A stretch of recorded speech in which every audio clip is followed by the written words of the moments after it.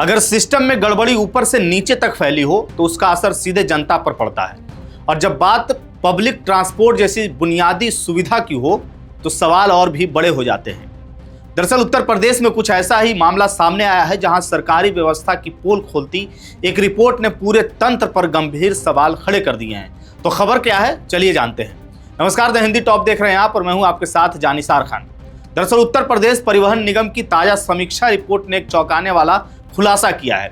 जनवरी 2025 से फरवरी 2026 के बीच आपको बता दें कि पूरे प्रदेश में 1671 ऐसे चालक पाए गए हैं जिन्होंने एक भी किलोमीटर बस नहीं चलाई।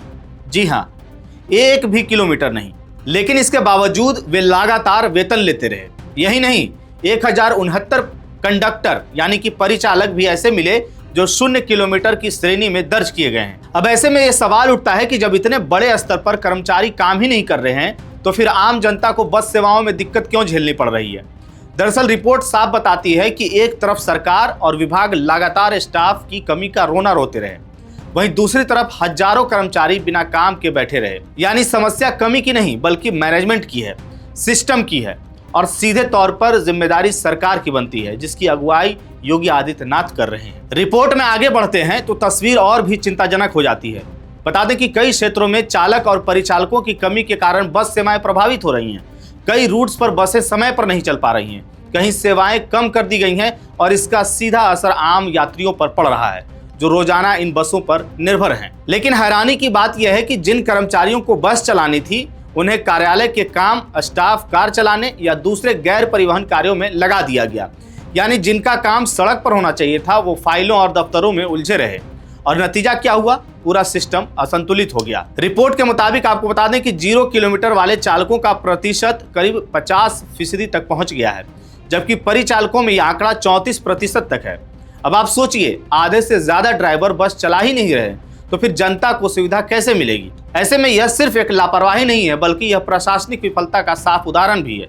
और सबसे बड़ा सवाल यही है कि आखिर इतने समय तक ये सब चलता कैसे रहा।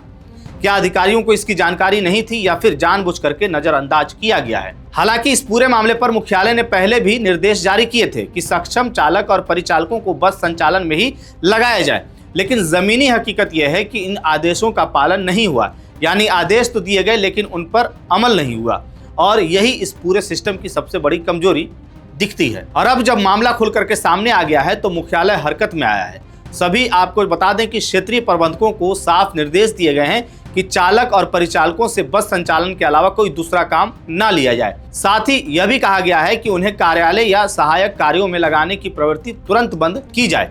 इसके साथ ही सितंबर 2025 से फरवरी 2026 तक 0 किलोमीटर रहने वाले कर्मचारियों की नामवार सूची भी मांगी गई है। यानी अब सिर्फ आंकड़ों तक मामला सीमित नहीं रहेगा बल्कि जिम्मेदारी भी तय होगी और कार्रवाई भी हो सकती है। लेकिन यहाँ सबसे बड़ा सवाल ये है कि क्या ये कार्रवाई सिर्फ कागजों तक ही सीमित रहेगी या फिर वाकई सिस्टम में सुधार देखने को मिलेगा।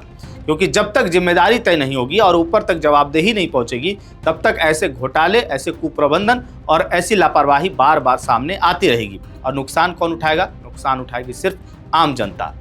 इस खबर को लेकर के आपकी क्या राय है, आप क्या सोचते हैं, कमेंट बॉक्स में हमें जरूर बताइएगा। मेरा नाम है जानिसार खान, आप देख रहे हैं द हिंदी टॉप। वीडियो अच्छे लगे तो चैनल को सब्सक्राइब कीजिएगा और हमें इंस्टा, फेसबुक और एक्स पर भी फॉलो कीजिएगा।